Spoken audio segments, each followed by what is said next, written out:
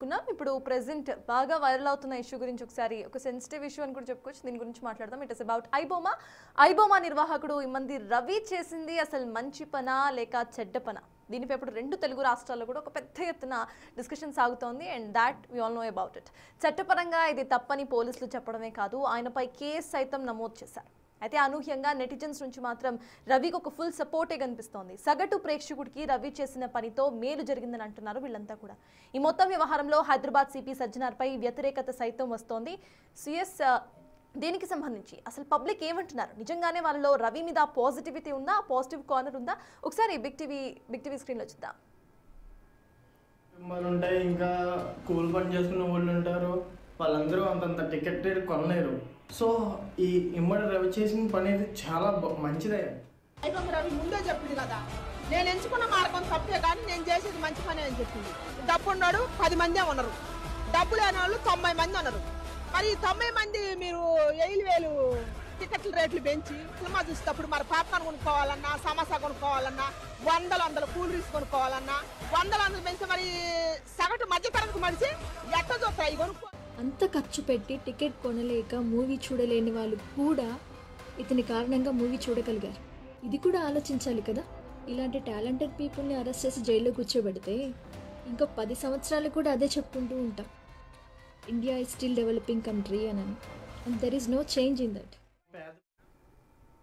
Public నుండి రవికి ఒక పాజిటివ్ సపోర్ట్ అనేది కనిపిస్తోంది. బట్ ఇది ఒక చీటింగ్ అంటూ కూడా పోలీసులు చెప్తున్నారు. అసలు ఇది చీటింగా లేకపోతే ఆ పాజిటివిటీ పబ్లిక్ నుండి రావడానికి రీజన్స్ ఏంటి అనేది will discuss with CS sir. మనం చూస్తున్నాము, though it is cheating, public నుండి మాత్రం ఒక మ్యాసివ్ సపోర్ట్ రవికి కనిపిస్తోంది. ఒక రాబిన్ హుడ్ కైండ్లో ఇటు రవిని చూస్తున్నారు.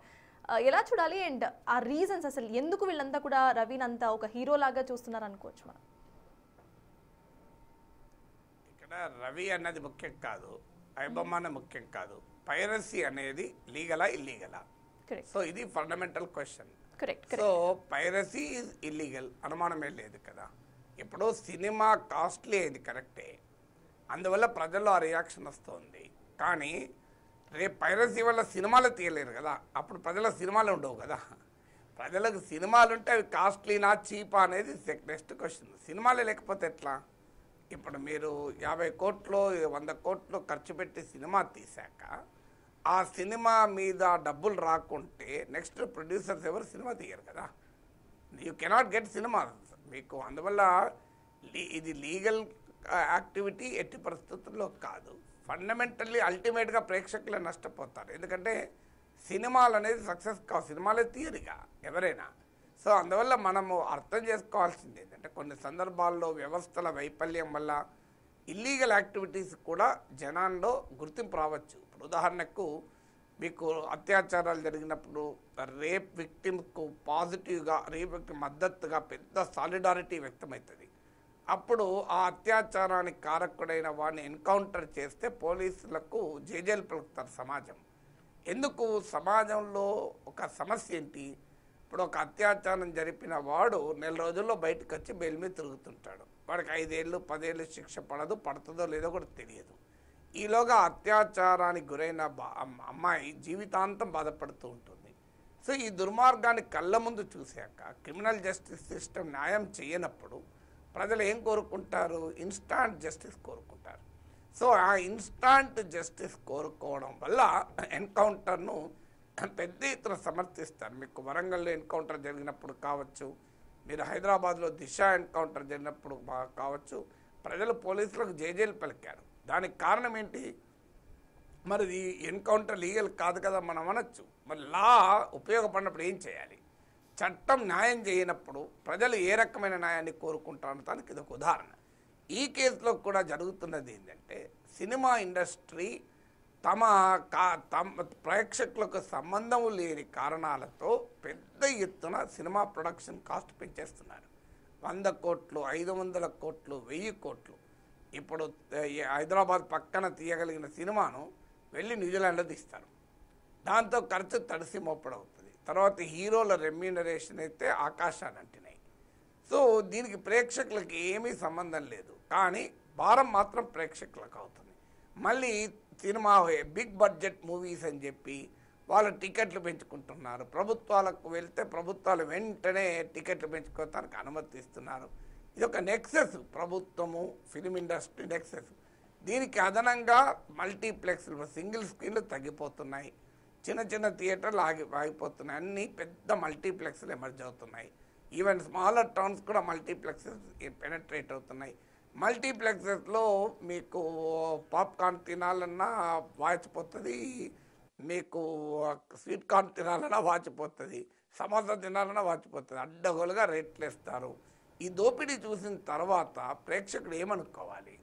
సో ఒక సినిమా ఇలా ఫ్యామిలీతో వెళ్ళి చూడాలంటే ఒక 1000 రూపాయలు మినిమం, ఫ్యామిలీ 1000 ఒక 4 పిల్లలతో చూడాలంటే ఒక 2000 రూపాయలు ఖర్చు అవుతుంది. ఈ దేశంలో ఎంతమంది సగటున ఒక సినిమాకు 2000 ఖర్చు పెట్టగలుగుతారు, 1000 రూపాయలు ఖర్చు పెట్టగలుగుతారు? ఈ దేశంలో సినిమా చూసేవాళ్ళు చాలామంది పేదవాళ్ళు ఉంటారు. అసలు సినిమాను ఈ స్థాయిలో మాస్ ఫినామినన్ చేసింది సంపన్నుడు కాదు, మాస్ ఫినామినన్ చేసింది సామాన్యుడు. మీరు సామాన్యుడికి అందుబాటులో లేకుండా సినిమాను తీసుకెళ్ళారు. సో సామాన్యుడికి అందుబాటులో లేకుండా సినిమా తీసుకెళ్ళిన తర్వాత ప్రజలుగా రాబిన్హుడ్ ఫినామినన్ రాకపోతే ఏమవుతుంది? అందుకే మాకు సినిమా చూడలేని పరిస్థితి ఉంది కనుక మాకు పైరసీ మాకు లాభం జరుగుతుందని వాళ్ళు భావించడంలో అర్థం ఉంది. కానీ పైరసీ ఏం చేస్తుంది? సినిమా ఇండస్ట్రీని లేకుండా చేస్తుంది. మీకు అల్టిమేట్గా సినిమా ఇండస్ట్రీ ఉండదు, సినిమా ఇండస్ట్రీ మిగలదు. ఎందుకు మిగలదంటే ఒక సినిమా నువ్వు ఎన్ని కోట్లు తీసి చూసినా తెల్లారి ఫ్రీగా దొరికినప్పుడు ఎందుకు థియేటర్లో ఎంతమంది చూస్తారు? అందుకే ఈ మధ్యకాలంలో సినిమాలు థియేటర్లోనే చూస్తే అనుభూతి కలిగే రీతిలో సౌండ్ ఎఫెక్ట్స్, విజువల్ ఎఫెక్ట్ చేస్తున్నారు. నువ్వు ఇంట్లో టీవీలో చూస్తే ఆనందం కలగదు, నీ ఇంట్లో అది సినిమాలో థియేటర్లో చూస్తేనే ఆ ఫీలింగ్ వస్తుంది. సో ఆ లెవెల్లో సినిమాలను తీస్తున్నారు కూడా టెక్నాలజికల్గా. బట్ ఏదైనా ఇదొక మీకు క్యాచ్ 22 సిచ్యువేషన్ అంటారు ఇంగ్లీష్లో. ఒకవైపు ఏమో పెరుగుతున్న ఫిలిం ఇండస్ట్రీ సినిమా ప్రొడక్షన్ కాస్ట్లు పెంచుకొని అది ప్రేక్షకులకు భారమై దూరం అవుతుంటే ప్రేక్షకులు భరించలేక చట్టవిరుద్ధమైన పైరసీ కూడా తమకు ప్రయోజనం కలిగిస్తుంది అని సంతోషపడడం. మరోవైపు ఏమో ఇదే పైరసీ రేపు సినిమానే లేకుండా చేస్తుంది. ఎందుకంటే no producer can produce a film. అది 1000 కోట్లు 500 కోట్లు పక్క పెట్టు, 10 కోట్లతో సినిమా తీసినా మీకు పైరసీ ఉంటే ఆ 10 కోట్లు కూడా రావు. మన సినిమా ఎలా తీస్తారు? సినిమా ఏడికెళ్ళి వస్తుంది? ప్రేక్షకులు ఆ లాంగ్ టర్మ్ ప్రాబ్లం. ఇప్పుడు మీకు ఎన్కౌంటర్లు, అత్యాచారాలకు పాల్పడవని ఎన్కౌంటర్ చేయడం కూడా ఈ ప్రాబ్లం వస్తుంది. అత్యాచారం చేస్తారనుకొని అనుమానంతో ఎన్కౌంటర్ చేస్తాం, నిజంగా అత్యాచారం చెయ్యడు, వేరేటోళ్ళు చేస్తారు, వాడి మీద వేస్తారు. అది ఒక 4 నెలల తర్వాత, 6 నెలల తర్వాత, 2 ఏళ్ళ తర్వాత, 5 ఏళ్ళ తర్వాత నిజం బయటపడింది అనుకోని ప్రాణాన్ని తీసుకురాలేం కదా. అందుకే చట్టవిరుద్ధమైన కార్యకలాపాలు కొన్నిసార్లు మనకు ఉపయోగం అనిపించినా కూడా దాన్ని అంగీకరించలేం కదా. ఇంకొకటి వినిపిస్తుంది సార్ మేజర్గా ఇటు ప్రజల నుండి ఓటీటీ ప్లాట్ఫామ్స్కు సంబంధించి. ఇన్ కేస్ మూవీ టికెట్ అంత పెట్టి వెళ్ళలేను అని అన్నప్పుడు ఇటు రిలీజ్ అయిన తర్వాత అంటే థియేటర్స్ నుండి వెళ్ళిపోయినాక చూడొచ్చు అనేది ఒక వాదనగా వినిపిస్తోంది. But the multiple OTT sites and అన్నిటికీ కూడా డిఫరెంట్ రేట్స్ ఇక్కడ ఫిక్స్ చేసుకొని ఉన్నారు. సో ఇది కూడా పెద్ద ప్రాబ్లంగా ఇక్కడ మనకి పబ్లిక్ దగ్గర కనిపిస్తుంది. సో దానికి సంబంధించి అంటే ఈ ఓటీటీ రెగ్యులేషన్స్ కానివ్వండి, టికెట్ రెగ్యులేషన్స్ కానివ్వండి, గవర్నమెంట్ టేక్ ఓవర్ చేయాలి అంటారా? గవర్నమెంట్ టేక్ ఓవర్ చేస్తే ఏ పని కాదండి. ప్రతిదాన్ని గవర్నమెంట్ టేక్ ఓవర్ చేస్తే మన న్యూస్ ఛానల్స్ కూడా గవర్నమెంట్ టేక్ ఓవర్ చేయొచ్చు కదా. ఇప్పుడు ఇన్ని మల్టిపుల్ టీవీ ఛానల్ ఎందుకు? అన్ని ఛానళ్ళని కలిపి గవర్నమెంట్ అని నడుపుతా అయిపోతుంది ఒక ఛానల్. సో మనకు గవర్నమెంట్ టేక్ ఓవర్ ఏం చేస్తారు? గవర్నమెంట్ అంటే ఎవరు చేయాలి? ఇప్పుడు గవర్నమెంట్ సినిమాలు తీస్తుందా? గవర్నమెంట్ ఓటీటీలు నడుపుతుందా? గవర్నమెంట్లు ఎలా పనిచేస్తే మనకు తెలియంది కాదు కదా. సో అందువల్ల గవర్నమెంట్ టేక్ ఓవర్ ఎప్పుడూ సొల్యూషన్ కాదు. రెగ్యులేషన్ అంటే వాస్తవంగా ఓటీటీ వచ్చాక ప్రజలకు మేలే జరిగింది కదా.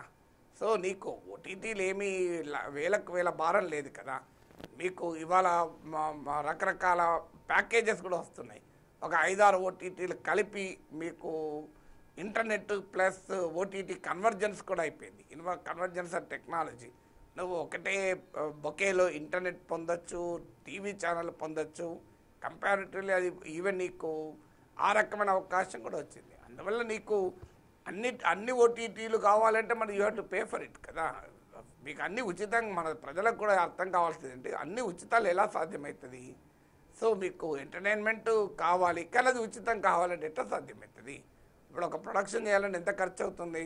మళ్ళీ అడ్వర్టైజ్మెంట్లు వస్తే కూడా అడ్వర్టైజ్మెంట్లు రావద్దు, అది కూడా చిరాకు పడతారు. అడ్వర్టైజ్మెంట్ రావద్దు, మేము డబ్బులు కట్టాం, కానీ మాకు కంటెంట్ కావాలి. ఏడికలు వస్తుంది కంటెంట్? సో కంటెంట్ కావాలంటే డబ్బులు ఖర్చు అవుతుంది కదా, కంటెంట్ తీయాలంటే ప్రొడక్షన్కు ఏడికలు వస్తుంది.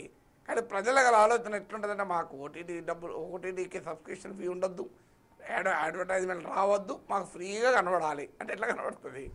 ప్రాక్టికల్గా సాధ్యం కాదు కనుక అందువల్ల ఎక్కడన్నా ప్రాఫిటీరింగ్ ఉండి లాభాపేక్షతో ప్రజలకు అందుబాటులో లేనికన్నా రెగ్యులేషన్ ఉండాలి. కానీ ప్రతిదానికి రెగ్యులేషన్ అనే అవసరం లేదు. If you want a good content you have to pay for it. ఇలా ఇప్పుడు న్యూస్ ఛానల్స్ కూడా అన్నీ ఫ్రీ, కానీ ఏం జరుగుతుంది? న్యూస్ ఛానల్లో ఎంత గొప్ప కంటెంట్ మనకు తెలియదా? ఇలా రకరకాల ఇంట్లో, ఎందుకంటే ఒక న్యూస్ ఛానల్ నడవాలంటే 1.5 to 2 crores కావాలి. 2 crores పెట్టగలిగే వాళ్ళు ఏ ఛానల్ పెట్టగలుగుతుంది? ఖచ్చితంగా నీకు అనేక రకాల ఇంట్రెస్ట్ లిమిట్ ఉంటాయి.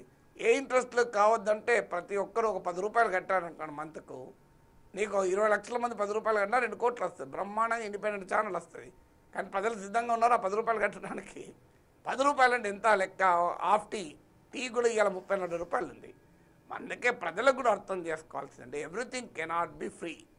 సో మీకు ఒక గుడ్ కంటెంట్ రావాలి అంటే డెఫినెట్గా you to pay for it కదా. అది అన్బేరబుల్ అయి ఇన్యాక్సెసిబుల్ అయినప్పుడు ప్రశ్నించాలి తప్ప, అన్బేరబుల్ కానప్పుడు